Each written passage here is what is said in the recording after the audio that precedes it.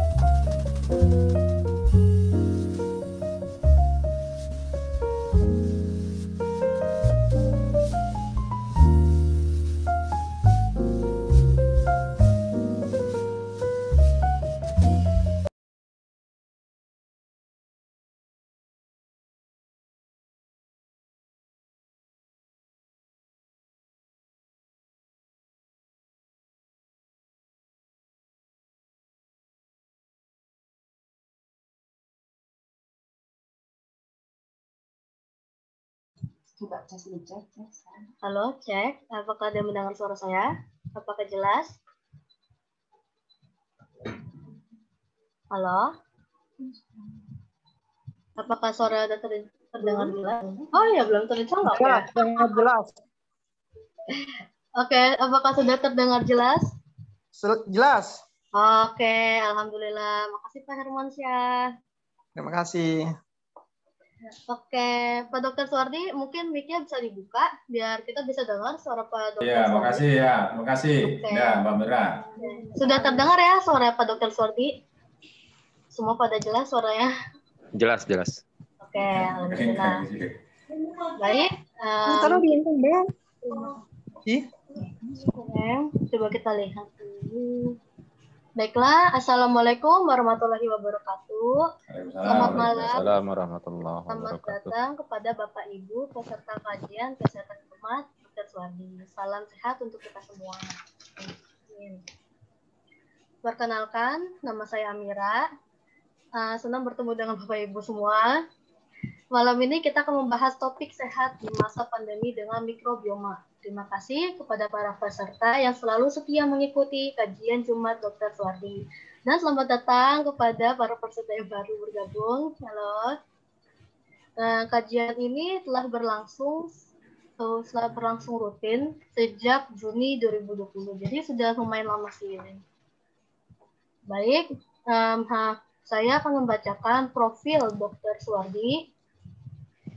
Saya akan membacakan profil Dr. Suwardi sebelum kita memulai acara. Dr. Suwardi adalah praktisi natural integratif medicine berbasis mikrobioma medis sejak 2011. Jadi beliau sudah melakukan praktisi ini sejak lama. Yang bisa dibilang pelopornya di Indonesia. Dan Dr. Suwardi adalah pengasuh acara kesehatan Nikmati Hidup Sehat di Wesel TV setiap jam 10.30 dan 11.30 waktu Indonesia Barat. Setiap Senin ya, jangan lupa. Dan penulis buku kesehatan bestseller, salah satunya Rahasia Rasulullah yang Tak Pernah Sakit. Dan buku Dr. Suwardi ini sudah bestseller sampai ke luar negeri. Jadi jangan heran kalau misalnya tuh Pak Dokter tuh banyak bukunya udah bestseller. Dan keempat, Dr. Suwardi adalah dosen online kesehatan di Kristen Academy. Dan serta Ketua Forum Mikrobioma Medis Indonesia atau FOMI. Nah, oke. Sebelum kita mulai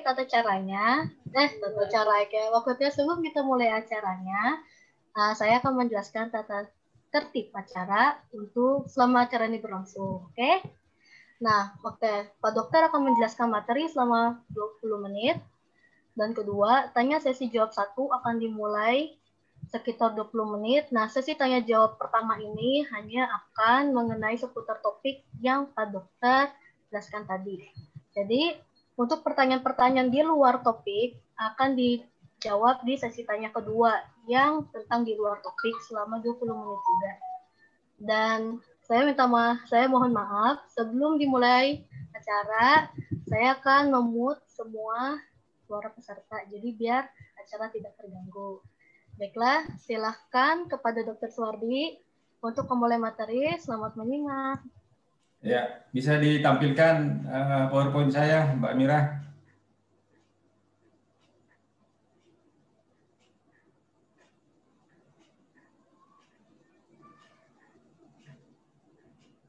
Baik, apa sudah kelihatan Pak Dokter? Belum.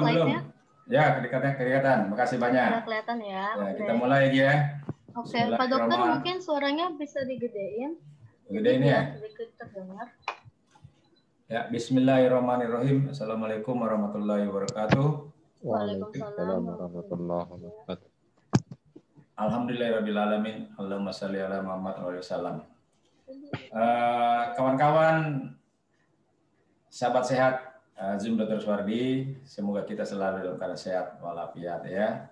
Terima kasih atas kehadirannya di sini. Ada Kang Ucup, ada Dr. Yulia, ada Muhammad Iksan, dan ada yang lain-lainnya ya yang setia selalu mengikuti Zoom Dr. Suwardi. Nah, sebelum saya mulai, saya ingin menjelaskan bahwa saya tampilkan ini mengambil topik pandemik 19 ini berdasarkan pengalaman pengalaman saya di praktek dan pengalaman kawan-kawan yang memakai probiotik untuk membantu penderita COVID-19. Ini adalah salah satu ikhtiar, ya, salah satu usaha kita untuk mengatasi penderita COVID-19. Di samping usaha-usaha medis lainnya dan herbal-herbal lainnya, itu nggak ada masalah ya, nggak ada masalah. Kalau ada yang ingin memakai obat medis silahkan, ada yang memakai herbal yang lainnya, misalnya jamu ini silahkan. Nah, ini salah satu ikhtiar memakai probiotik dan prebiotik. Nah, saya ingin cerita beberapa pengalaman kawan-kawan di suatu tim saya di Jawa Timur, ya, saya tidak sebutkan namanya. Itu seorang profesor memiliki perguruan pesantren itu, dia mengatasi santri-santrinya hampir 400 orang itu mengalami COVID-19. Alhamdulillah dengan probiotik itu bisa cepat teratasi, bisa sembuh. Demikian pula juga kawan-kawan masih di Jawa Timur yang bekerja sama dengan isolasi mandiri, ya, itu memakai probiotik itu juga banyak membantu. Dan juga kawan-kawan di Bogor, ya, memakai probiotik untuk disinfektan, yaitu waktu zaman saat Bogor termasuk zona merah itu daerah yang disinfektan itu walaupun aktivitas masyarakat itu seperti biasa itu, alhamdulillah nggak ada yang terkena COVID-19. Juga kawan-kawan di Pati, ya, gitu.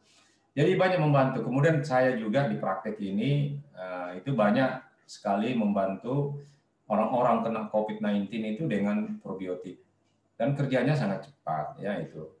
Jadi ini suatu ikhtiar. Ya, ikhtiar di samping kalau Anda ada orang percaya medis silakan, ada percaya herbal atau jamu lain silakan. Ini suatu ikhtiar yang perlu mendapat perhatian khusus. Dan di sini saya akan menjelaskan bagaimana sih kerja probiotik itu bisa mengatasi COVID-19 dan penyakit-penyakit lainnya. Bagaimana saintiknya itu. Ini akan jelaskan sangat saintik bahwa ikhtiar itu di samping dia aman, ya, dia juga efektif, juga ada sainnya. Nah, ini perlu digarisbawahi, ada sainnya di balik ikhtiar itu. Kita tidak boleh misalnya hanya sekadar misalnya manfaatnya ada, tapi saintiknya nggak ada misalnya. Karena apa, dengan ada saintiknya itu kita bisa menjelaskan kepada masyarakat. Karena kadang-kadang kita menghadapi masyarakat itu perlu penjelasan sainnya apa, terutama juga kaum-kaum intelektual seperti orang-orang medis itu pasti butuh saintiknya. Disinilah saya akan memberikan saintiknya bagaimana probiotik itu bisa membantu mengatasi COVID-19. Nah, sebelum saya menjelaskan itu, saya perlu perkenalkan ada FOMI. FOMI itu adalah Forum Mikrobioma Medis Indonesia. Ini saya dan kawan-kawan tertarik untuk mendirikan forum ini.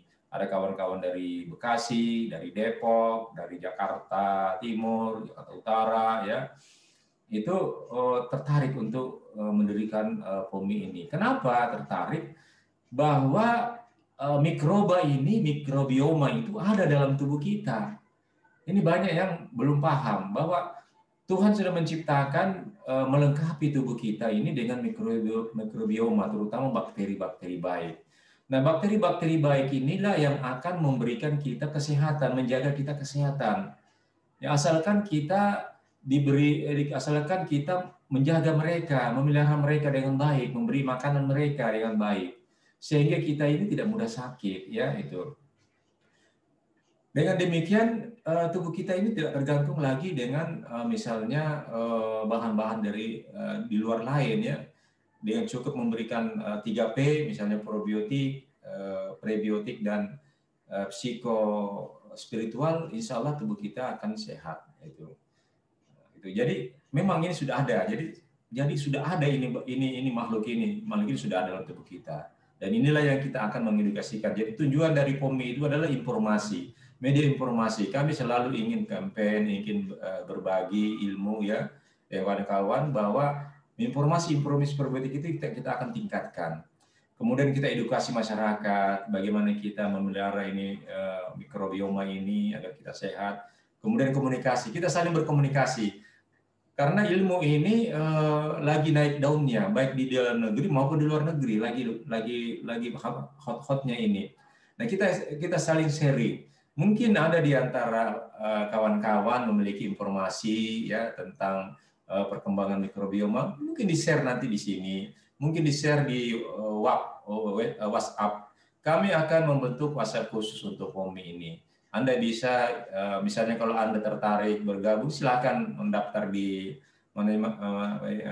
di admin di grup ini, Zoom Dr. Suwardi, admin Zoom Dr. Suwardi. Anda daftar di situ, saya ingin bergabung dengan POMI, ingin mendapat informasi, atau Anda ingin berbagi informasi, silakan. Kami terbuka. Ya.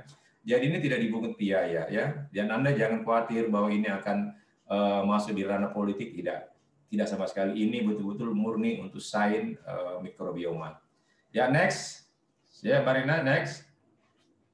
Nah, ini ada seorang wali kota di Jawa Timur, ya, seorang wali kota ya di Jawa Timur. Dia mengatasi COVID-19 dengan probiotik. Alhamdulillah sangat membantu menurunkan angka COVID-19 di daerah beliau. Nah, ini saya sedang wawancara kepada beliau ya di ruang kerja beliau ya. Jadi ternyata terbukti probiotik ini bisa menurunkan angka COVID-19 di wilayah kerja beliau. Next Barina. Ya, ini rumah mandiri dan probiotik. Rumah mandiri ini memakai probiotik dan alhamdulillah banyak membantu ya. Next Barina. Ya. Halo. Ayo Marina, ya, next. Amira. Ya, di sini saya katakan tadi, sebelumnya tadi, sebelum ini. Ya, berikutnya. Ya, saya katakan tadi bahwa mikrobioma itu ada dalam tubuh kita. Tuhan sudah menciptakan bakteri ini ada di tubuh kita dan jumlahnya jauh lebih banyak. Anda perlu ingat ini. Anda perlu ingat dan catat jumlah mereka jauh lebih banyak. Kalau misalnya jumlah sel orang dewasa itu 70 triliun, mikroba bakteri baik di usus kita saja 100 triliun. Belum lagi di kulit, belum lagi di mulut, belum lagi di otak, belum lagi di daerah-daerah lainnya, paru-paru, semua ada mikrobioma ini ya itu. Jadi sangat baik, sangat banyak. 2/3 tubuh kita adalah bakteri, sehingga saya akan berasumsi bahwa tubuh kita ini ada bakteri. Saya sadar atau tidak, tahu atau tidak, tubuh kita ada bakteri. Nah, dia sangat berperan sekali untuk menjaga kesehatan kita. Ya, next. Apa sih manfaat mikrobioma itu? Manfaatnya itu dia mempunyai produk enzim. Dia memproduksi enzim. Ada 3.000 sampai 500 jenis enzim yang diproduksi oleh mereka. Oleh tubuh kita sangat banyak enzim. Enzim inilah yang akan menjaga kita. Karena tubuh kita ini untuk sehat butuh enzim.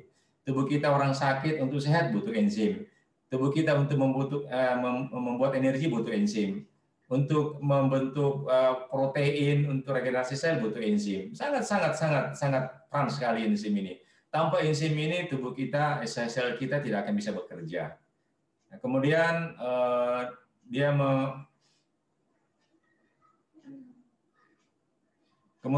menghasilkan vitamin, ya, vitamin B kompleks, ya, berguna untuk kerja sel-sel kita bekerja, ya, untuk membuat energi, yaitu butuh enzim, butuh vitamin B, asam folat untuk bahan-bahan gen DNA kita, vitamin K untuk proses pembukuan darah dan sebagainya. Kemudian membantu tubuh kita menyerap nutrisi. Kalau mikrobioma kita bagus, sehat dulu baru dia baik. Sehat, maka dinding usus kita ini akan sehat, akan kuat, tidak mudah ditembus oleh bakteri. Ya, tidak mudah ditembus oleh bakteri. Kemudian karena sehatnya dinding usus kita ini sehingga mudah menyerap makanan. Nah, kemudian kalau mudah menyerap makanan, tubuh kita tidak akan kekurangan mineral, tidak kekurangan vitamin, tidak kekurangan nutrisi karena makanan sangat mudah diserap. Nah sekarang banyak zaman now ini orang-orang mudah sakit, kekurangan inilah, kekurangan ini. Anda perlu tahu ya. Pernah saya dapat suatu apa namanya suatu pemeriksaan. Ya. Mohon maaf, tadi sedikit terpotong. Mungkin Pak Dokter bisa apa namanya ya ngomong ulang sedikit aja tadi kepotong. Tentang manfaat mikrobioma ya. Ya. Ya. Nggak dari awal, cuman ulang dikit aja tadi kepotong soalnya. Ya. Jadi manfaat mikrobioma itu banyak sekali, terutama salah satunya memproduksi enzim. Enzim ini sangat penting sekali untuk kegiatan aktivitas sel. Tanpa enzim, sel tidak bisa bekerja. Kemudian dia memproduksi vitamin, terutama B kompleks, ya untuk kinerja sel. Kemudian memproduksi asam folat, ya untuk sel-sel darah merah, ya untuk apa namanya bahan-bahan gen kita, kemudian vitamin K untuk pembukuan darah, ya. Kemudian bakteri baik ini akan membuat sel usus kita bersih, ya, bersih, sehat, kuat, tidak mudah ditembus oleh bakteri, tidak mudah ditembus oleh racun, ya. Akibatnya penyerapan nutrisi semakin bagus sehingga kita tidak kekurangan nutrisi, ya. Saya pernah dapati ada seorang pasien itu kekurangan mineral kalium, ya, mineral kalium. Ada seorang remaja kekurangan kalsium karena ini penyerapannya tidak bagus.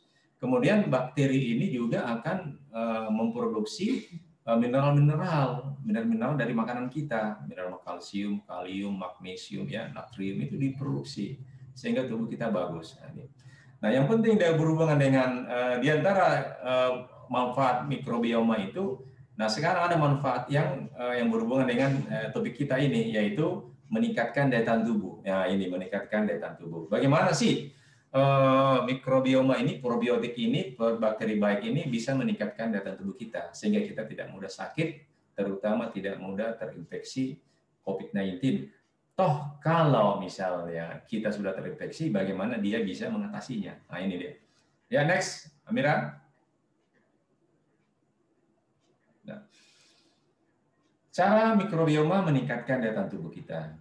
Secara primer dan cara sekunder. Kalau primer itu yang didapat. Nah, selama ini yang diekspos di media yang sering dibicarakan adalah pertahanan sekunder yang didapat. Padahal pertahanan primer juga jauh lebih penting daripada pertahanan sekunder. Pertahanan primer itu bagaimana supaya sel-sel kita itu tidak mudah ditembus oleh bakteri, tidak mudah ditembus oleh COVID-19. Nah, itu. Ibaratnya rumah misalnya, kalau sel ini kita rumah, ya kita ibaratkan, saya ambil perumpamaan ini rumah, bagaimana rumah kita itu agar tidak mudah kebobolan maling. Nah, itu. Tentu saja rumah itu harus kuat, pengamannya harus kuat, terutama pintunya harus kuat. Jendelanya harus kuat, dindingnya juga harus kuat, atapnya juga harus kuat, gentengnya juga harus kuat, supaya maling ini tidak bisa menjebol. Itulah pertahanan primer. Jadi sel-sel kita ini harus berkuat. Bagaimana probiotik bakteri mikroba baik itu bisa memperkuat sel-sel kita? Salah satunya adalah dia menghasilkan. Jadi manfaat probiotik itu, manfaat bakteri baik dalam tubuh kita itu adalah dia menghasilkan produk. Dia menghasilkan produk. Produk inilah yang akan mendukung kesehatan kita. Dia akan menjaga kesehatan kita. Terkait dengan pertahanan primer itu, mikroba baik ini, bakteri baik ini menghasilkan short chain fatty acid. Short chain fatty acid asam lemak rantai pendek, misalnya asam butirat, nah itu asam asetat, nah itu dah yang dihasilkan asam propionat, itulah yang akan membuat dinding sel kita itu sehat. Nah, itu dia akan membuat dinding sel kita jadi kuat. Nah, itu. Kemudian pertahanan enzimatik. Nah, saya katakan tadi bahwa bakteri ini menghasilkan enzim. Ya, di dalam sel kita ini banyak enzim. Ya, enzim yang bersifat detoksifikasi. Ya. Dia begitu ada sampah-sampah, misalnya kalau virus itu bisa menjebol masuk dalam sel, di dalam sel itu ada pertahanan enzimatik, detoksifikasi. Inilah yang dihasilkan bakteri itu tadi, enzim-enzim. Nah, enzim secara kerja enzim itu dia akan melumat. Enzim itu biasanya melumat, ya, detoksifikasi, dia menghancurkan, ya, dia melumat virus-virus tadi itu sehingga virus itu bisa lisis. Kemudian pertahanan sekunder, ya, pertahanan sekunder dia akan meningkatkan sistem imunoglobulin A, meningkatkan sel natural killer. Imunoglobulin A inilah yang akan menghalau kalau ada virus, ya, menghalau virus. Ya. Kemudian meningkatkan sel natural killer ini dia akan menghajar setiap ada virus masuk dia akan hajar. Nah, itu. Nah, ini bisa Anda lihat bahwa di gambar ini ada sistem imunoglobulin kita, kemudian ini ada bakteri. Di antara bakteri dengan sistem imunoglobulin kita ini saling tiktokan, saling berkomunikasi. Bakteri menghasilkan produk yang akan membuat sistem imunoglobulin kita semakin kuat, berdiferensiasi, ya, membentuk lebih banyak lagi. Sementara imunoglobulin kita ini yang terbentuk, dia akan menjaga bakteri tadi ini, bakteri baik ini. Sehingga kalau ada toksin-toksin, ada bakteri patogen, inilah yang akan menyerang dia. Jadi mereka saling kerjasama, komensal mutualisme, saling menguntungkan, ya, tiktokan, ya itu. Ya, Mira, silakan. Ya, ini kalau kita lihat gambar di sini, bagaimana virus menginfeksi sel kita. Ya, virus akan masuk ke reseptor kita, ya, reseptor spike ini, spike virus menempel pada reseptor, dia masuk. Nah, dia masuk. Nah, virus kalau virus ini begitu masuk, dia akan mensabotase gen kita, terutama DNA. Karena virus punya cuma gen RNA, tidak punya gen DNA. Dia mensabotase gen DNA kita. Nah, dia sabotase DNA kita, dia memerintahkan DNA kita ini, gen DNA kita itu untuk membentuk keperluan virus. Apa keperluan virus? Keperluannya adalah membentuk energi, membentuk zat-zat supaya bahan-bahan virus supaya bisa virus membelah diri. Setelah virus membelah diri, dia akan keluar, dia mencari sel-sel lain, ya, baik di sekitar sel yang diinfeksi, itu namanya tropisma, sel sekitar diinfeksi, kemudian bisa juga menyebar ke tempat yang jauh. Nah, inilah bagaimana virus menginfeksi sel tubuh kita. Ya, next. Nah, ini pertahanan yang sekunder. Pertahanan sekunder, ya, begitu virus masuk dalam rumah, misalnya maling masuk di rumah, baru nanti datang satpam, biasanya 7 hari terbentuk. Datang satpam mengidentifikasi. Ini kalau saya misalnya mengasosiasikan, ya, perumpamaan kalau pertahanan sekunder.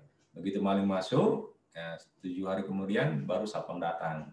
Satpam datang akan didata ciri-ciri malingnya itu bagaimana, apakah dia tinggi, apakah pendek, apakah kurus, apakah gondrong, ya, itu dicatat. Setelah dicatat, digebukin, ya, dimatiin. Nah, nanti catatan-catatan ini akan dijadikan memori. Nah, sel B lainnya yang akan membentuk memori tadi. Dia akan menduplikasikan miliaran jumlahnya. Nah, begitu pekerjaan pertahanan sekunder. Jadi sudah masuk maling, ya, baru terbentuk sistem pertahanan sekunder ini. Nah, Anda sekarang bertanya, kira-kira Anda suka mana? Suka pertahanan sekunder atau primer? Tentu Anda lebih senang, lebih nyaman pertahanan primer. Bukan berarti pertahanan sekunder nggak bagus, enggak, ya, pertahanan primer, ya. Itu. Kalau Anda bisa mempertahankan pertahanan primer, insya Allah Anda tidak Anda akan sehat, tidak mudah ditembus oleh virus. Ya. Sekarang begini, ya, namanya kerjanya virus, ya, corona itu ya begitu. Namanya kerjanya corona itu mencari inang, ya. Corona ini tidak bisa berkembang biak kalau tidak ada inang. Dia cari inang, ya itu memang kerjanya dia. Mau diapain lagi, ya? Kita tidak bisa memerintahkan dia supaya tidak berkembang. Dia memang begitu. Begitu masuk di inang, dia dapat inangnya tepat, pas. Nah, inilah inang yang lemah. Nah, dia akan berkembang biak. Nah, situ berkembang biak. Bagaimana sekarang masalahnya? Bagaimana supaya inang ini cuma bisa numpang lewat di tubuh kita? Itu masalahnya di situ yang paling perlu kita pikirkan. Kerjanya inang, pekerjaannya corona ya dia berkembang biak, mencari inang dan berkembang biak. Ibaratnya maling, ya saya katakan maling. Maling itu kerjanya ya mengambil barangnya orang. Kalau lihat kendaraan kinclong ya dia ngiler, pasti ingin mengambil, ya kan? Dia lihat rumah yang wah pasti dia ingin masuk, ingin bobol. Nah, ini kerjanya memang begitu. Demikian juga virus, kerjanya begitu memang mencari inang. Nah, masalahnya yang penting kita perenungkan adalah bagaimana kalau toh ini maling, nah ini virus masuk dalam tubuh kita, dia cuma numpang lewat sama kita. Kalau bisa jangan masuk dia, gitu ya. Kalau toh dia masuk, dia cuma numpang lewat. Jangan corona ini jadikan rumah kita ini tempat bersalin mereka, ya, tempat untuk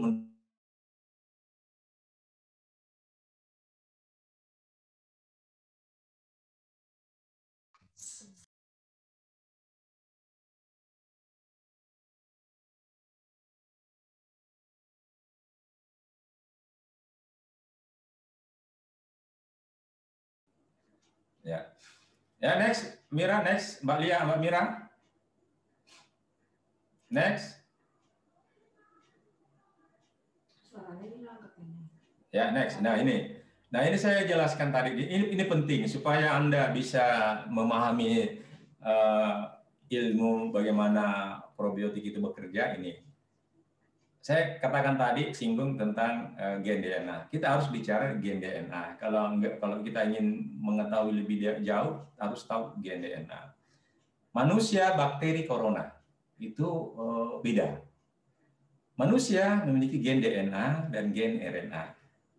Bakteri juga gen DNA, gen RNA. Sementara corona cuma gen RNA. Dia tidak sempurna. Oleh karena itu dia butuh inang untuk berkembang biak.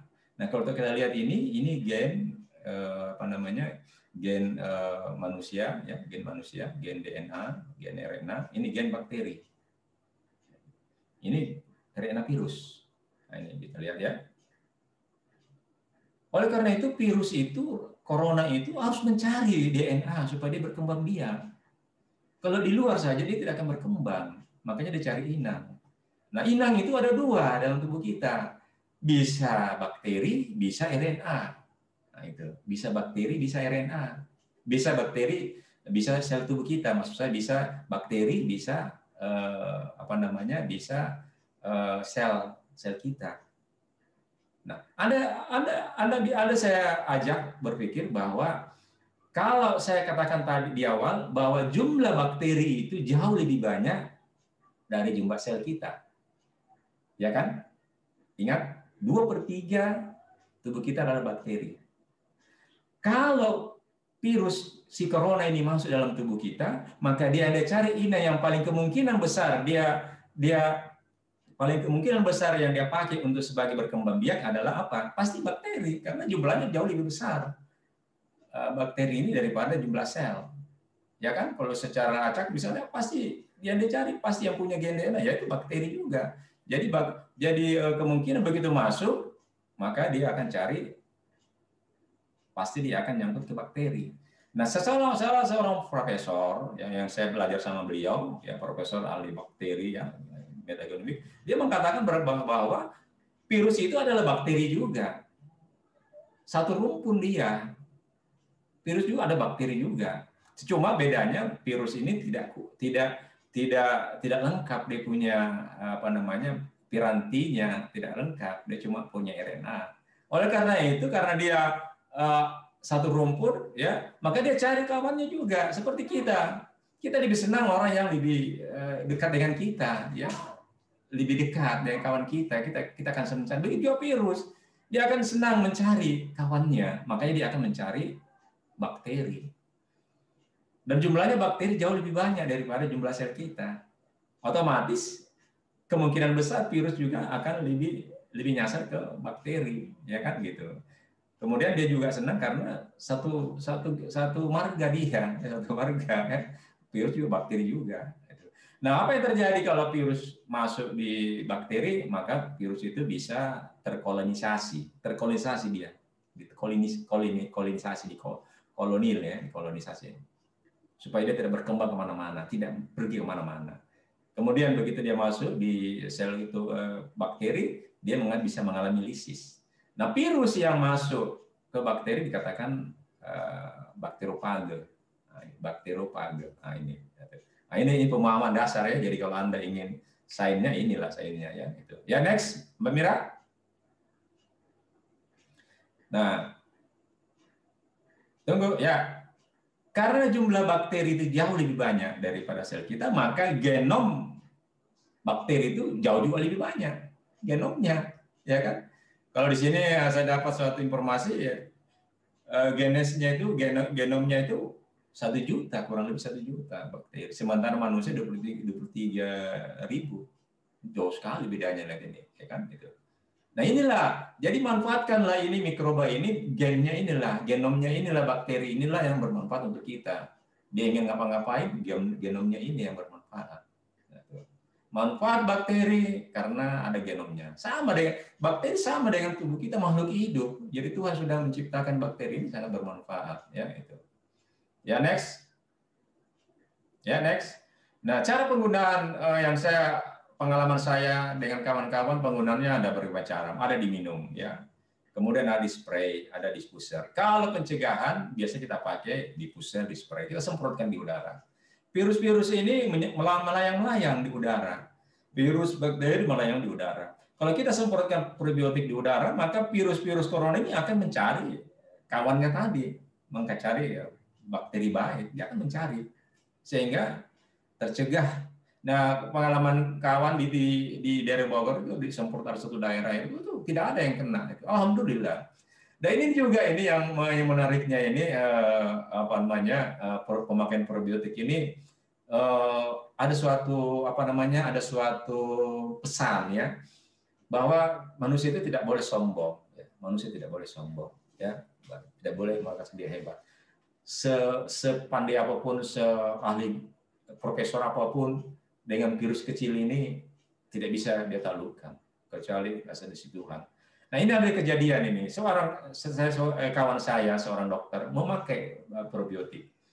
Dia memakai probiotik, dia promo kepada orang-orang yang dia kenal. Dia mengatakan begini, kalau Anda pakai probiotik ini, Anda tidak akan kena virus. Itu suatu sesumbar. Enggak boleh begitu. Berapa hari kemudian dia kena virus, dia kena corona, maka dia akan kecewa. Ya iyalah, karena apa? Karena yang membuat kita itu terhindar dari penyakit, sembuh sehat itu dari Tuhan. Kita tidak boleh sumbar. Jangan setelah memakai probiotik mengatakan kita akan kebal. Tidak ada jaminan ya.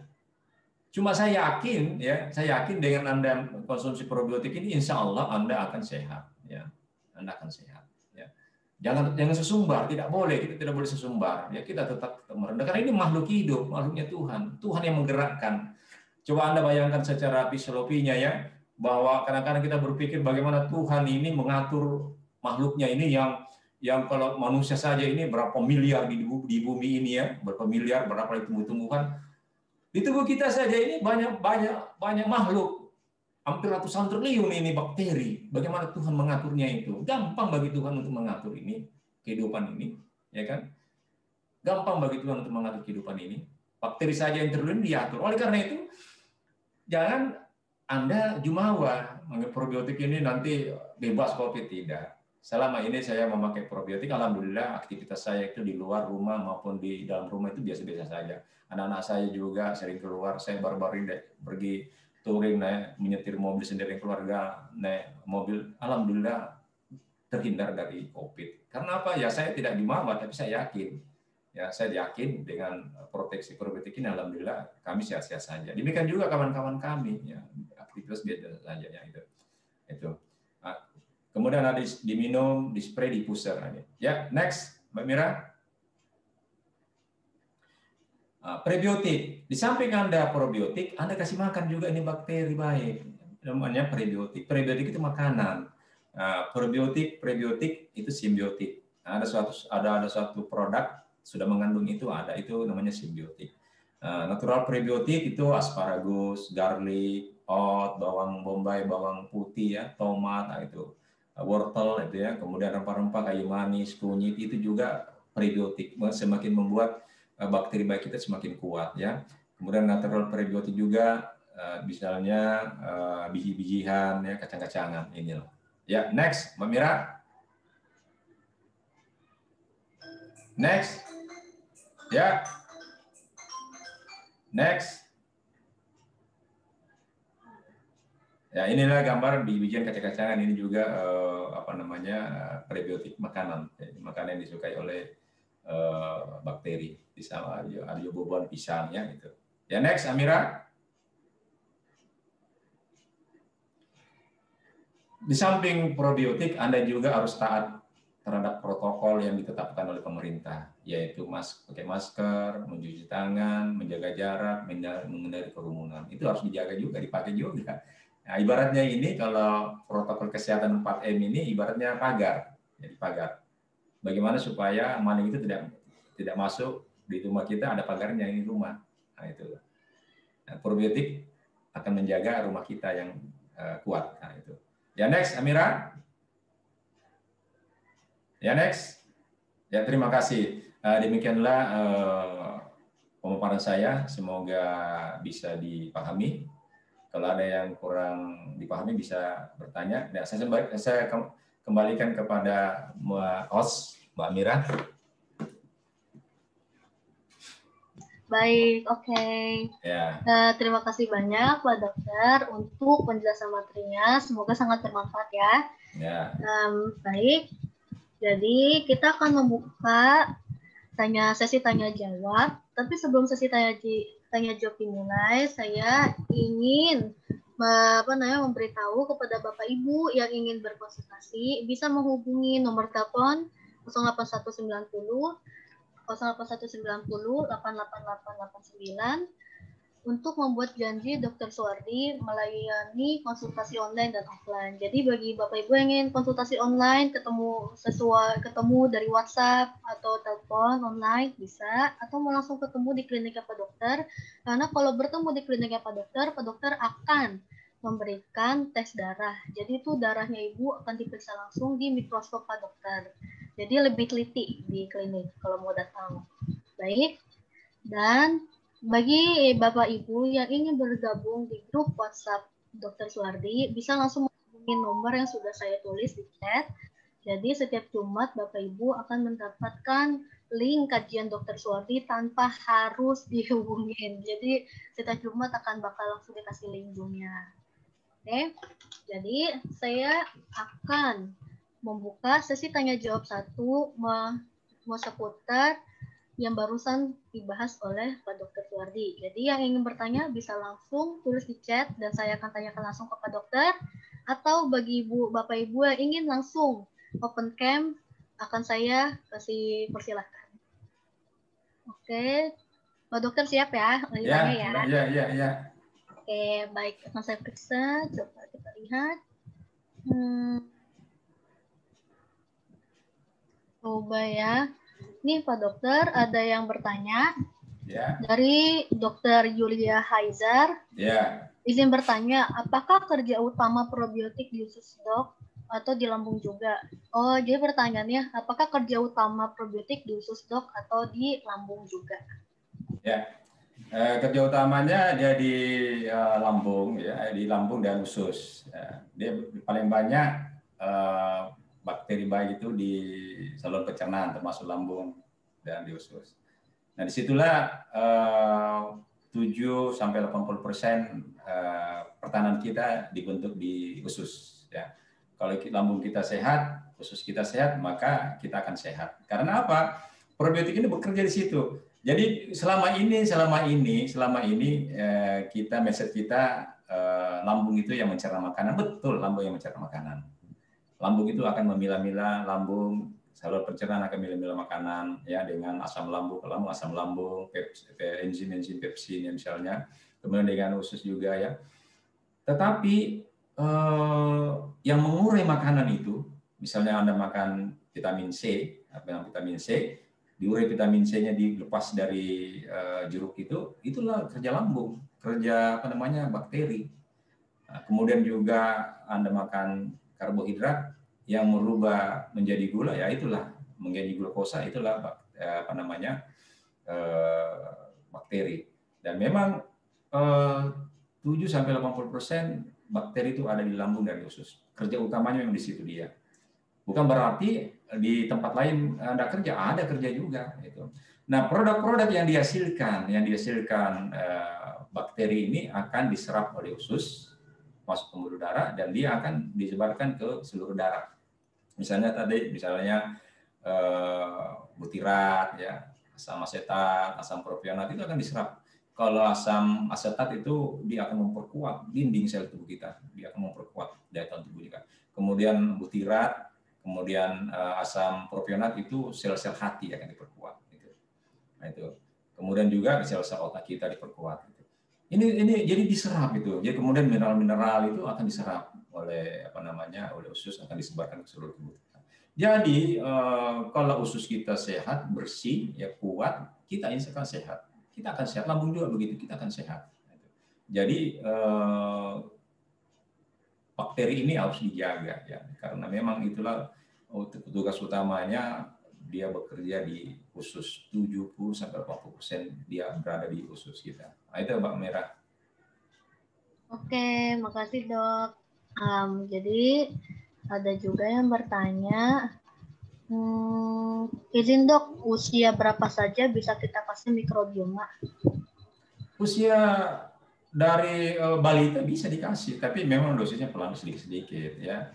Misalnya terutama ini anak-anak lahir, begini, pada saat kita lahir ya, misalnya lahirnya ada dua caranya, ada yang operasi, ada yang normal.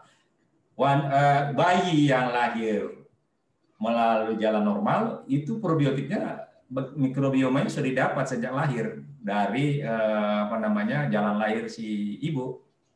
Nah itu. Kemudian setelah itu dikasih ASI, puting, kulit ibu di putingnya itu ada namanya mikrobioma. Nanti sampai umur 2 tahun itu sudah stabil itu mikrobiomanya, sudah stabil. Nah, beda dengan orang yang lahir dengan operasi. Nah, itu mikrobiomanya cuma diperoleh dari kulit waktu dia keluar, kulit waktu dioperasi. Tentu jauh lebih banyak yang lahir normal.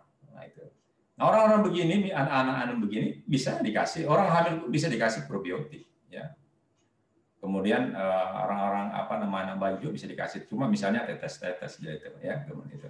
Nanti umur 2 tahun baru stabil. Sepanjangnya itu bisa dikasih probiotik untuk untuk memberi asupan probiotik. Karena apa? Kadang-kadang begini, bayi kita, anak-anak kita itu makanannya yang membuat probiotik kita berkurang, ya. Kenapa orang zaman sekarang sakit, terutama anak-anak kita muda sakit, anak-anak kadang kena diabetes, kena autoimun, banyak. Kenapa? Mikrobanya ini berkurang, ya. Yang usia 2 tahun stabil harusnya bertambah lagi, semakin bagus. Tapi karena pola makan yang nggak bagus, anak-anak suka makan manis-manis, pewanis, ya, makan makanan junk food, itu akan berubah, itu akan berkurang itu mikrobiomanya, sehingga mudah sakit dia. Umur 10 tahun sudah kena diabetes. Umur 10 tahun kena autoimun. Banyak, karena apa? Mikrobiomanya berkurang, berjumlah. Oleh karena itu, pemberian asupan probiotik bagi anak-anak, ya, misalnya 2 tahun, itu bisa lebih bagus, ya. Apalagi kalau misalnya melihat pola makan si anak-anak kita. Saya ada kasus, ya, ada satu keluarga, dia itu kurus sekali, setiap hari pergi ke dokter, dia kena asma, ya, umur ya sekitar umur kelas 1 SD itu, asma, kurus, ya, seperti itu. Sekali dikasih probiotik itu jadi jarang sakit dia, sudah jarang sakit dia, badannya semakin terbentuk, semakin berisi badannya. Nah, itu sangat bagusnya itu probiotik ini harus diberikan, dijaga, ya, harus dijaga. Ya. Nah, cara menjaganya itu Ada dua cara menjaganya, bisa dengan makanan sehat dan bisa dengan probiotik. Kalau dia tidak sakit, makanan sehat cukup. Misalnya tempe. Tempe itu makanan sehat, fermentasi probiotik.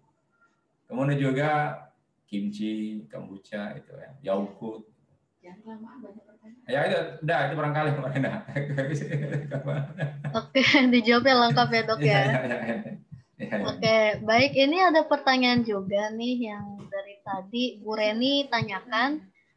Bu Reni nanya, ada 2 pertanyaan dari Bu Reni. Jadi biar sekalian dijawab aja. Apakah probiotik boleh diminum dalam jangka panjang? Dan Bu Reni juga bertanya bagaimana membersihkan usus supaya sehat. Boleh diminum, tidak masalah, boleh diminum dalam jangka panjang. Kemudian dalam untuk membersihkan usus, ya pertama probiotik itu ada gennya, dia bunuh stres. Jadi Anda jangan stres. Anda kecil apapun stres dia akan berubah. Kemudian konsumsi air yang cukup. Kemudian makanan-makanan sayur, serat dan buah 4 warna, sayur-sayuran hijau, insya Allah dia akan baik. Kurangi makan makanan yang ultra high proses yang diproses itu ya, dikurangin ya, dibatasi. 4P, pewarna, penyedap, pemanis, ya, perasa dan sebagainya, pemutih itu harus dikurangi. Nah, itu. Ya, itu barangkali Marina. Oke, jadi ini kayak baik banget. Maaf ada yang mau bertanya langsung. Ya. Oke, jadi kayak seperti baik banget yang bertanya. Tapi sebelum itu sesi kedua akan dibuka, yaitu pertanyaan yang di luar dari materi yang dibawa Pak Dokter. Jadi kan kita langsung buka ya pertanyaan kedua, yaitu jadi bebas semua orang mau bertanya tentang probiotik, tentang kesehatan bisa langsung di sini. Oke, sebelum itu tapi saya juga akan memberitahu bagi Bapak Ibu yang ingin membutuhkan ya, bagi Bapak Ibu yang membutuhkan probiotik untuk kesehatan kita, untuk imun kita, atau misal pemulihan dari COVID-19, bisa menghubungi nomor telepon yang sudah saya tulis 0890 80 889 atau menghubungi langsung Sahabat Sehat Store yaitu 0851 5646 3285. Itu kepanjangan tapi saya sudah tulis di chat. Jadi yang tertarik yang beli probiotik bisa langsung scroll chat di atas ya. Nah, kami menyediakan probiotik yang sudah terjamin keasliannya dan sudah BPOM. Jadi Bapak Ibu nggak usah takut kalau probiotiknya itu palsu atau apa ya, soalnya sudah terjamin gitu. Bahkan kalau misalnya Bapak Ibu mau pakai probiotiknya dan juga mau sekalian konsultasi ke Pak Dokter juga bisa. Oke, jadi kan saya buka sesi kedua ya. Nih saya kan Pak Dokter siap ya, saya tanyakan lagi ya Pak Dokter. Oke, jadi ini ada yang bertanya. Tanya Kang Ucu nih, bertanya Kang Ucu. Kalau infeksi telinga bisa dibantu dengan probiotik, Dok. Caranya gimana? Diminum atau ditetes? Dan ditetes dan diminum. Ditetes dan diminum. Jadi tetesin ya, pagi, sore 2 tetes dan diminum. Insya Allah bisa akan membantu. Ya. Mungkin bisa kasih tahu Dok, ini buat probiotik infeksi telinga ini berapa dosisnya?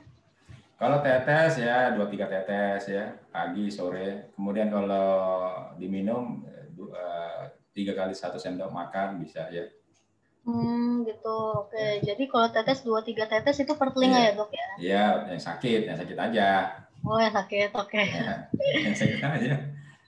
Oke, jadi semoga terjawab ya pertanyaannya Kang Ucu. Oke, terus saya lihat juga ini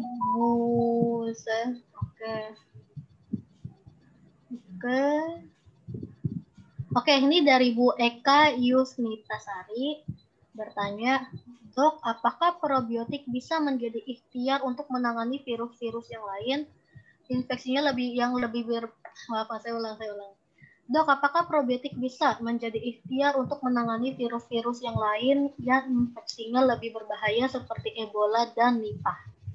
Ya bisa, karena prinsip kerjanya tadi saya katakan begitu prinsipnya. Jadi virus itu kalau COVID RNA saja, kalau ada virus juga cuma DNA saja. Kalau dia cuma DNA dia hanya butuh RNA. RNA ada pada bakteri dan tubuh manusia. Jadi prinsipnya dia akan mencari inang, Ya. bisa. Itu oke. Jadi bisa ya buat Ebola dan Ya. virus yang berbahaya. Oke, ini ada Bu Dokter Yulia bertanya lagi. Dok, maaf, apakah pasien post operasi boleh kita kasih probiotik? Maaf dok, saya cerewet. Ya bisa. Tapi Bu Yulia Bisa. kayak Mungkin Bu Yulia membantu. ini semangat banget bertanya. Jadi probiotik itu bakteri baik itu dia akan bekerja apa yang dibutuhkan oleh tubuh kita. Kan di tubuh kita misalnya mineral, vitamin B kompleks, vitamin C itu akan disuplai ya. Bisa bagus. Di antiinflamasinya bagus juga itu apa namanya probiotik, dia akan menghasilkan antiinflamasi ya. Anti peradangan ya. Udah. Oke, ini apa ya? Bu Retno bertanya, Bu Retno. Dok, apakah ada efek samping jika kelebihan probiotik, jika konsumsi probiotik maksudnya? Apakah ada efek samping jika kelebihan konsumsi probiotik? Sejauh ini sejauh ini saya tidak dapatkan ya. Saya tidak dapatkan. Oleh karena itu, tapi sebaiknya harus ada pengawasan dari dokter atau orang yang Anda beli di mana probiotik itu bisa memberitahu ya dosisnya ya itu. Tapi memang juga harus ada ini ya pengawasan ya. Jadi selama ini saya tidak pernah dapat ya orang. Karena saya tidak pernah kasih orang kelebihan dosis. Oke, jadi ini ada pertanyaan. Saya akan menanyakan 3 pertanyaan terakhir saja ya. Jadi ini ada Pak Adib sama Bu Nur Sahana akan saya tanyakan ke Pak Dokter. Jadi tinggal 1 pertanyaan lagi. Jadi yang mau bertanya silakan cepat-cepat tanya karena waktu sesi tanya jawab akan berakhir. Ya. Oke, Pak Dokter ada yang nanya dari Pak Adib nanya, Dok mau tanya apakah probiotik bisa buat pengobatan wasir stadium 4? Kalau saya sarankan, maaf ya saya sebut merek, coba Anda cari probiotik minyak sumber waras, ya itu dioles. Ada pengalaman orang wasir itu dioles dengan probiotik minyak sumber waras itu kempes, kemudian Anda bisa minum dengan air hangat berapa tetes minum, itu bisa ya. Tetapi kalau wasirnya stadium 4 itu sudah berdarah, ya Anda harus masuk rumah sakit karena perdarahannya kadang-kadang wasir itu tidak bisa terhenti. Tapi kalau tidak berdarah ya Anda bisa pakai minyak sumber waras yang mengandung probiotik. Itu saya sarankan itu karena ada kasus dengan diolesin kemudian diminum bisa mengecil. Di samping itu Anda kasih prebiotiknya juga. Ya, prebiotiknya apa? Makanan-makanan sayuran dan buah yang sebanyak serat, minum cukup air. Kalau orang yang sakit wasir itu saya anjurkan stop makan daging protein hewani, stop dulu ya. Karena itu akan membuat peradangan semakin besar, kemudian membuat kotoran semakin keras. Ya. Jadi stop protein hewani, tahu tempe sama ikan boleh, kemudian perbanyak makan sayur, buah dan sayur, minum air yang cukup, kemudian pakai probiotik minyak sumber waras. Nah itu, makasih. Oh gitu, oke. Ini ada yang bertanya, Bu Nur Hasanah. Assalamualaikum dok, apakah boleh mengkonsumsi? Assalamualaikum dok, apakah boleh mengkonsumsi sari buah juga obat dari dokter atau herbal yang lainnya? Nah kalau obat, pengalaman saya, kalau obat apa dulu ya? Kalau obat itu penting sekali, misalnya obat darah gula, hipertensi, jantung itu boleh, tapi kita tidak boleh melepas begitu saja. Tapi kalau obat-obat lain yang tidak penting, nggak usah. Ya. Kalau herbal boleh, yang penting herbal itu tidak mengandung zat kimia. Oh gitu, oke. Jadi boleh. Dengan catatan Mira ya, dengan catatan obat itu penting, ya penting. Karena kadang-kadang orang dokter kasih obat itu tidak penting. Nah, misalnya orang sakit kepala, sakit ini, nggak usah. Vitamin, nggak usah. Nah, karena orang sakit diabetes misalnya, hipertensi, obat diabetesnya nggak boleh di stop, harus dikombin. Lama-lama nanti kita hentikan. Nah, untuk lebih lanjut, lebih baik saya anjurkan konsultasi ke dokter ya, ke saya ya bisa. Oke, baik. Makasih, Dok. Ya. Oke, itu kayaknya udah Bu Nur Hasanah, terus ada juga Pak Hermansyah. Ini yang kayaknya yang selamat ya, dapat bisa menit terakhir. Pak Hermansyah nanya, Pak Hermansyah nanya, Dok. Ya. Dok, ibu saya usia 65 tahun dan sudah lama bertahun-tahun makan bubur karena kalau makan nasi mengeluh perutnya sakit. Ya. Nah, itu bagaimana ya, Dok ya? Kenapa? Itu kata Pak Hermansyah nanya, ibu saya usia 65 tahun dan sudah lama bertahun-tahun makan bubur karena kalau makan nasi mengeluh perutnya sakit. Oh gitu. Kalau makan bubur, saya anjurkan pas harus dikasih serat, dikasih sayur ya. Ya saya anjurkan cobalah buat bubur dengan daun kelor. Ya. Jadi buat bubur kasih masuk daun kelor. Daun kelor itu bagus untuk pencernaan, ya itu. Jadi bujang bubur tok harus kasih sayur, sayur hijau, bisa daun kelor, ya, bisa misalnya kangkung, bisa misalnya sawi, atau bisa misalnya dengan bayam hijau, itu bisa harus kasih itu. Nggak bisa kalau hanya bubur aja, nanti nggak ada serat, ya itu. Ya. Oh gitu, oke ya. Ini saya lihat kayak masih banyak banget yang bertanya. Ya. Wah, ini Bu Dr. Yulia juga nanya, ada Liv Pahit. Ini pertanyaan pada bagus-bagus, Dok, saya lihat. Pak Dokter mungkin berkenan dengan menjawab atau mau langsung ini disudahkan aja dulu? Coba satu dua pertanyaan lagi lah, ya. Oh gitu ya, oke ya. Ini soal pertanyaan kayak bagus-bagus sih. Ini Dokter Yulia nanya lagi, Dokter, siapa saja yang tidak boleh minum probiotik? Siapa saja ya. Sepanjang pengetahuan saya itu ya tidak ada kontraindikasi. Karena apa? Probiotik itu ada dalam tubuh kita. Ya. Orang-orang yang selama dia sehat, selama dia ada hidup, dia perlu probiotik, nggak ada masalah ya gitu. Sakit apa saja, tentu harus ada pengawasan dari dokter ya. Jadi tidak ada kontraindikasi dengan orang ini ya. Gitu. Ya. Oke, jadi bisa ya siapa aja, Dok ya? Bisa aja. Oke, ini ada pertanyaan dari Liv Pahit. Malam Dok, apakah sifat probiotik seperti VC yang jika minum kelebihan akan bisa dikeluarkan sendiri oleh tubuh kita atau malahan menumpuk? Ya, probiotik itu memang kalau dia dia akan mati juga ya. Apalagi kalau kita punya makanan nggak bagus, dia akan mati melalui feses. Jadi kalau membuktikan apakah ada bakteri di dalam tubuh kita, ya periksalah kotoran kita. Kalau kita misalnya buang air besar, masuk di laboratorium pasti ada banyak bakteri di situ. Itu bakteri-bakteri juga akan mati ya. Dia akan mati ya. Dia akan mati dan dia akan dikeluarkan melalui terutama melalui kotoran kita ya itu. Oke Dok. Ya. Ini ada 2 pertanyaan terakhir ya, beneran terakhir nih, soalnya kayak udah melewati waktu kita. Dari Bu Dwi Lestari, apakah penyakit mah bisa minum probiotik sumber waras? Bisa ya. Bisa caranya itu bisa dioles di luar dari lambung, dioles, kemudian diminum dengan air hangat, beberapa tetes minum. Ya. Kemudian juga stresnya jangan, orang lambung itu jangan stres ya itu. Ini ada pertanyaan dari Bu Azhara. Sudah terjawab ya Bu Dwi Lestari. Kita akan lanjut ke pertanyaan terakhir, Bu Azhara. Assalamualaikum warahmatullahi wabarakatuh. Dok, salam sehat. Mau tanya, apakah ada alternatif lain selain kemoterapi untuk penderita kanker otak? Misal dengan probiotik. Pertanyaan kedua. Oke, itu pertanyaan 1. Itu kita akan tanya itu dulu, Dok.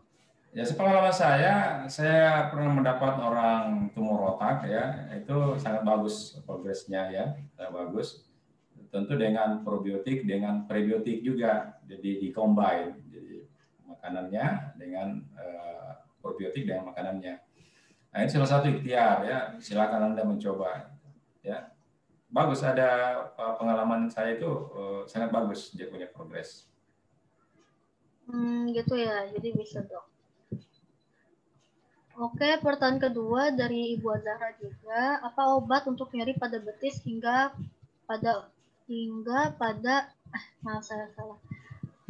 Apa obat untuk nyeri pada betis hingga paha pada orang usia 57 tahun? Gini, kalau nyeri betis itu macam-macam ya. Apakah ada asam urat, apakah ada penyakit osteoartritis, itu harus diperiksa dulu, Mbak Mira. Diperiksa dulu lengkap ya, itu baru kita tahu ini sakitnya ini asam urat, apa ada osteoartritis ya gitu. Tapi kalau misalnya nyeri di sendi gitu, itu dibantu dengan minyak sumber waras bisa kan dok ya? Bisa aja kalau mau ya, bisa dioles ya, bisa diminum. Oke. Ini sepertinya sudah sampai sini aja. Iya. Ini sudah sampai sini aja dok. Ya. Ada cuma satu pertanyaan, tapi kayaknya kita sudah melewati batas waktu. Gitu dok. Jadi akan saya ini sudahin. Tapi sebelum itu ada kabar gembira karena Pak Dokter baru saja membuka lagi program penurunan berat badan 21 harinya Pak Dokter. Kenapa program ini sangat bagus? Karena program ini menurunkan berat badan tanpa kimia, tanpa obat, dan semua natural. Jadi selama kita menurunkan berat badan, itu kolesterol, asam urat itu bisa dibantu menghilang gitu. Dan mungkin sebelum ini kelar, Pak Dokter bisa menjelaskan secara kecil, secara singkat mungkin gimana penurunan berat badan ini? Ya, terima kasih Mbak Mira ya, kawan-kawan Zoom Dr. Suwardi, Sehat Tanpa Obat. Saya membuka box kedua penurunan berat badan ya. Bulan 11 yang lalu saya buka, alhamdulillah hampir 8 yang ikut. Saya biasa satu kelas itu cuma 10 orang. Yang kemarin 8. Alhamdulillah 7 yang berhasil. Yang satu nggak berhasil karena dia tidak mematuhi apa yang saya ajarkan. Jadi banyak yang ditolong. Jadi kenapa saya katakan penurunan berat badan plus? Karena plusnya itu kalau ada orang berat badan dengan penyakit kolesterol, penyakit asam urat, penyakit diabetes itu nanti bisa penyakit-penyakitnya itu bisa teratasi dengan bagus ya. Kolesterolnya bisa rendah ya, bisa turun ya, gula darahnya bisa turun itu. Jadi plus. Jadi bukan hanya berat badan, tetapi penyakit-penyakitnya juga bisa diatasi dengan pola penurunan berat badan yang saya terapkan. Nah, begitu Mbak Mira ya. Oh gitu, oke. Ya. Ini ada testimoni dari para peserta yang baru mengikuti program Pak Dokter dan alhamdulillah ya ada banyak ini yang turun beratnya serta dibantu juga rasa pusingnya, rasa pegel-pegelnya, tidur lebih nyenyak karena di program ini itu berbeda dari program yang lain. Biasanya kan orang turun berat badan karena berat badan yang langsing, yang cakep gitu kan ya. Tapi untuk Pak Dokter ini tuh bisa Pak Dokter malah menghilangkan gitu loh semua toksin yang ada di tubuh gitu. Jadi makanya ini programnya kenapa sangat bagus banget dan ternyata program ini cuma buat 10 orang aja. Jadi yang mau ikut bisa silakan langsung hubungin nomor yang sudah saya tulis ya. Ya. Oke, terima kasih banyak yang sudah mengikuti kajian Zoom Dr. Suwardi. Buat semuanya peserta yang lama, terima kasih banyak. Dan buat peserta yang baru, selamat datang. Dan buat Pak Dokter, terima kasih banyak ya Pak Dokter untuk materinya. Ya. Semoga kita bisa bertemu di kajian Zoom minggu depan ya. Iya. Assalamualaikum. Waalaikumsalam warahmatullahi wabarakatuh. Ya. Para kawan-kawan, mohon maaf ya ada salah-salah kata ya. Saya mohon undur diri ya. Terima kasih. Ya, saya juga undur diri dan mohon maaf kalau misalnya saya ada kesalahan-kesalahan ya. Aduh, saya salah ngomong lagi. Saya mohon maaf kalau ada kesalahan-kesalahan juga. Apalagi buat Zahra, maaf ya kalau saya tadi salah. Kalau tadi saya salah. Terima kasih. Assalamualaikum warahmatullahi wabarakatuh. Undur diri ya. Undur diri. Dadah.